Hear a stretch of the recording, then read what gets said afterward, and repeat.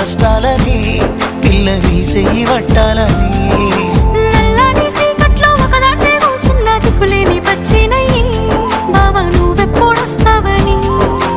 ఏళ్ళైపోతుంది పిల్ల ఎన్నెలొచ్చింది మన బతుకులా ఏలైపోతుంది పిల్ల ఏలు వట్టంగా వస్తున్నాయా ఇన్నాళ్ళ ఎడబాటు ఎడవాసిపోతుందిలే ఈ సీనయ్య గుంటున్నదే సినదారా నీ కోసము ఈ దూరాన్ని చెరుపుతూ తీరాల కగిరింది అందాల ఈ మానము